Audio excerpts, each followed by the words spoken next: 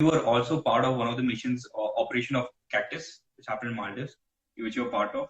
If you could briefly describe, what did you experience and picture it for us? Yeah. Maldives is an operation, I think, which has been underrated in recognition. It's not been recognized. It is one of the, I would say, one of the best operations ever carried out. In the sense that we accomplished our mission from a cold start within 16 hours of the first indication of an impending operation, about nearly 3,000 kilometers from base, and without a casualty, without a single casualty. And the chances of casualty, and we had no inputs. Honestly, when I was the brigade major, and the commander was not there, and I was sitting in the office. It was around 10ish in the morning, busy with some routine work.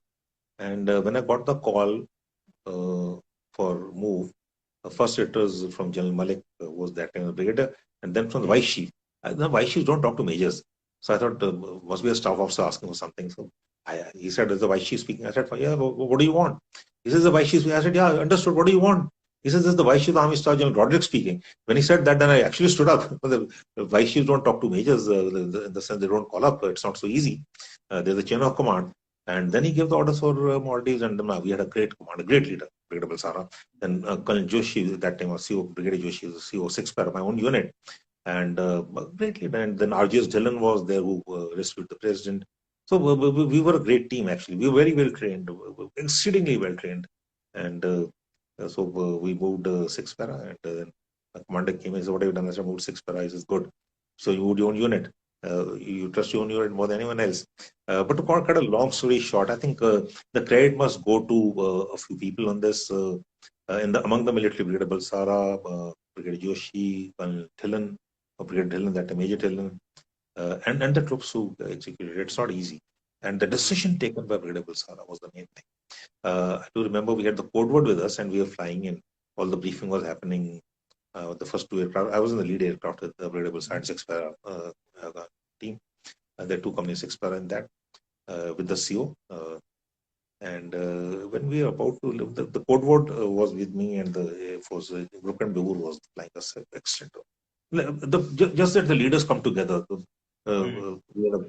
We had the best Air Force officer flying us. We had a great leader at the brigade level. We had a great leader at the battalion level, at the company level. So when the code word came, code word was a code word Bhatia, and then the lights were to come on, come off. And the only thing was anchoring in mind was that, look, if the ATC gives the code word and the light signal under threat of a pistol, he will give it. So once you land the complete, aircraft with about we were 173 in that aircraft, other than the air crew, we would have just go off. Or someone who just, even after that given, someone just drives a jeep onto the runway, and when you're landing and you hit the jeep, that is the last of us all. And we carrying 60 parachutes, but Maldives was too small a place to jump. So when I went to the commander, I said, sir, decision time. And he says, Vinod, we land. Okay. So that was the decision to take. And I told Broken Begur we landed. Broken Begur landed. And of course, it was a great risk he landed. So I think that decision to land, and thereafter, once we landed, we secured the airfield, and we surprised the mercenaries, who had staged the coup. Our job was to rescue the president of Maldives, Mr. Gayoom. Right? And we did not know where Mr. Gayoom was. We did not know where Maldives was, honestly. We knew somewhere in the Indian Ocean. Oh, that is, there's no Google Mata. So, and if you look at an atlas, you don't see Maldives anywhere in atlas. It's so small. But right now, you see Maldives because Maldives is a known name. But that time, the only thing I know about Maldives was a part of SAARC. Nothing else. And Maldives is not given on a map. It's just a small data on a. If you take an atlas, and atlas was the atlas that time. So on the atlas, Maldives was just somewhere, southeast of Trivandrum, things like that. So we didn't know anything about anything. So when we landed out there, and then we had to take boats and cross over.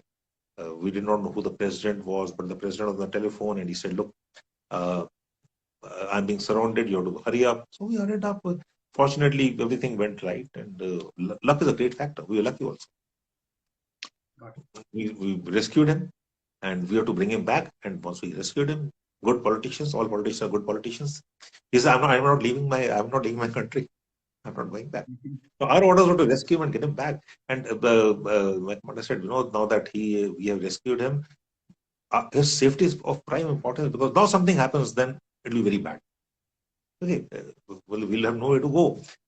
And that is the time when he spoke to the Prime Minister, and the Prime Minister said, okay, uh, give all your assistance to the President, and the President will stay there.